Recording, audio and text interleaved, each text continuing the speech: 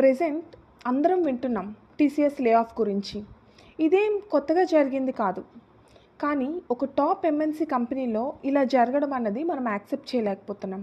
ఇదే విషయం ఎప్పటికప్పుడు చాలా కంపెనీస్లో జరుగుతున్నాయి. ఒక 5 years బ్యాక్ ఐటీ ఫీల్డ్లో సర్వైవ్ అవ్వడానికి C++, జావా నేర్చుకుని ఉంటే సరిపోయేది. కానీ ఇప్పుడు ఒకటి వచ్చింది అని నేర్చుకునే లోపే మళ్ళీ ఇంకొకటి వస్తుంది.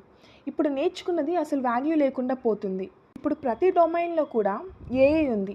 అది జూనియర్ ఇంజనీర్సే అవసరం లేనట్టుగా చాలా ఇంపాక్ట్ క్రియేట్ చేస్తుంది ప్రెజెంట్ మార్కెట్లో. ఎక్కువ శాలరీ ఇచ్చి ఒకరికి పే చేసే బదులు 2-3 ఫ్రెషర్స్ని తీసుకుందామంటూ మాస్ హైరింగ్ కూడా జరుగుతుంది.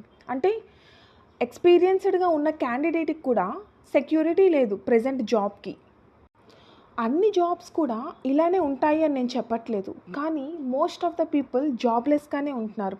ఇంకొకటి, చేస్తున్న వర్క్కి శాలరీ కూడా చాలా వరకు ఎవరికి రావట్లేదు. 9 to 6 వర్క్ ప్రెషర్ భరించే బదులు మన ప్లేసెస్లో చిన్న బిజినెస్ పెట్టి హ్యాపీగా బ్రతకడం బెటర్ అనిపిస్తుంది ఇప్పుడు చూస్తున్న సిచ్యువేషన్స్ని బట్టి. మీరు సాఫ్ట్వేర్లోనే కంటిన్యూ అవ్వాలి అనుకుంటే మీ ప్రాజెక్ట్ అవైలబిలిటీస్ బట్టి ఆ కోర్సెస్ని నేర్చుకోండి, కొత్త దానికి అడాప్ట్ చేసుకోండి. ఒకటే నేర్చుకొని ఒక దగ్గర స్టిక్ ఆన్ అయ్యి ఉంటానంటే మాత్రం సమ్ డే మీరు కూడా ఇలానే ఉంటారు.